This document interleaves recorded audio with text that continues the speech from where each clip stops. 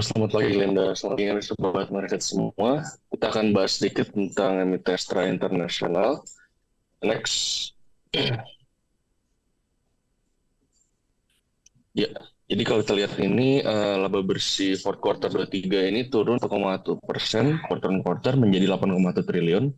Pendapatannya ada penurunan juga 3,7% quarter on quarter menjadi 75 triliun karena penurunan penjualan mobil domestik sebesar 7,9% quarter on quarter. Dengan demikian, pendapatan pemain otomotif turun sekitar 13%, laba bersih turun 35,2%. Pendapatan segmen heavy equipment dan machinery ini malah ada kenaikan ya, yang cukup baik, sekitar 7,1% quarter on quarter. Laba bersihnya naik 27%, didorong oleh PAMA dan TTA meskipun penjualan Komatsunya ada penurunan. Nah, yang menarik di sini adalah pendapatan segmen jasa keuangan. Jasa keuangan ini tumbuh 3,7%, laba bersih turun 1,8%, biarpun segmen otomotif ada penurunan. Ini dikarenakan dari segmen financing untuk heavy equipment-nya tetap jalan lancar, dan juga segmen lainnya seperti asuransi pun juga tumbuh cukup baik.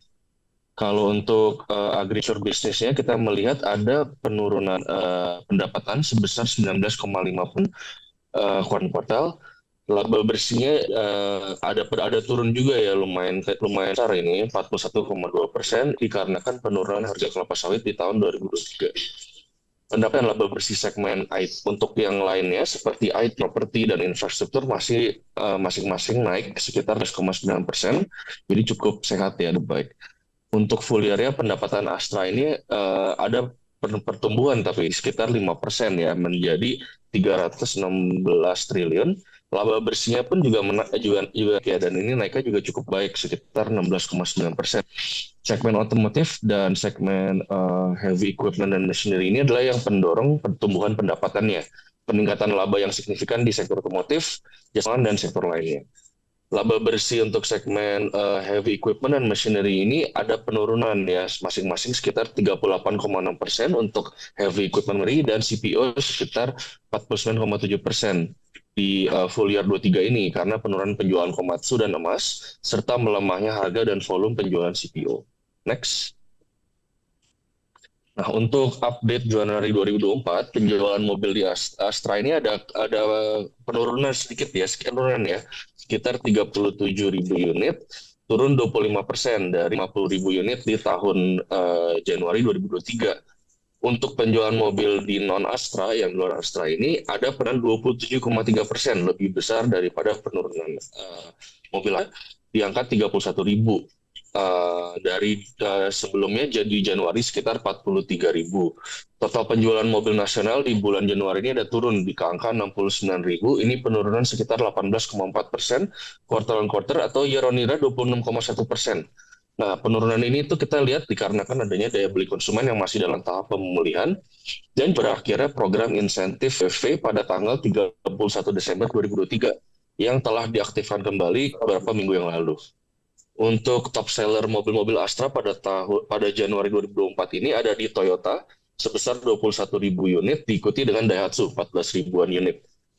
Nah, update yang menarik Pak IMS 2024 ini kita lihat adalah pemerintah ada infokan bahwa mereka akan menawarkan insentif bagi HEV agar dapat keuntungan yang hampir sama seperti yang didapatkan oleh BEV. Hal ini akan menguntungkan Astra ya, karena dua kendaraan EV yang paling banyak terjual di Indonesia di 2023 itu adalah produk-produk dari Toyota, yaitu Innova Zenix dan Yaris Cross. Nah, dengan penambahan insentif ini, kami memperkirakan kinerja otomotif Astra pun akan menerima keuntungan yang paling signifikan. Next. Untuk segmen heavy machinery-nya, kita lihat volume penjualan Komatsu di awal tahun 2024 ini mengalami peningkatan bulanan yang cukup signifikan sebesar 148%, tapi mengalami penurunan tahunan sebesar 24%, menjadi cuma 518 unit. Sebagian besar didorong oleh permintaan di sektor pertambangan. Untuk kinerja PT PAMA Persada Nusantara PAMA ini juga cukup bagus. Production volume batu baranya ada persen ya, sekitar 13% month-on-month di 9,3 juta ton.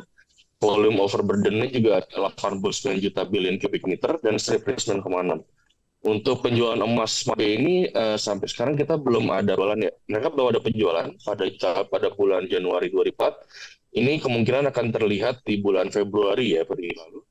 Lalu sambil menunggu persetujuan dari pemerintah. Untuk produksi TTA, Tuah Turangga Agung, ini mengalami penurunan tipis sekitar 4% month-on-month, namun meningkat 20% year on year, menjadi 1,3 juta ton.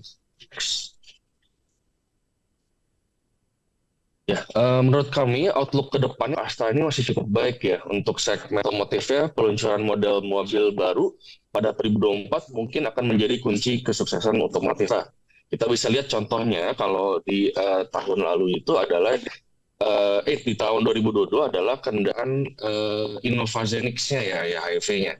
Innova Zenix ini telah meraih pangsa pasar sejak debut pada November 2022. Itu market share pun tumbuh dari 1% menjadi 6% sampai Agustus 2023 lalu. Untuk heavy equipment sendiri, kita melihat ada potensi pendapatan yang lebih lemah pada tahun 2024 karena adanya normalisasi harga batubara yang sangat tinggi di tahun yang lalu.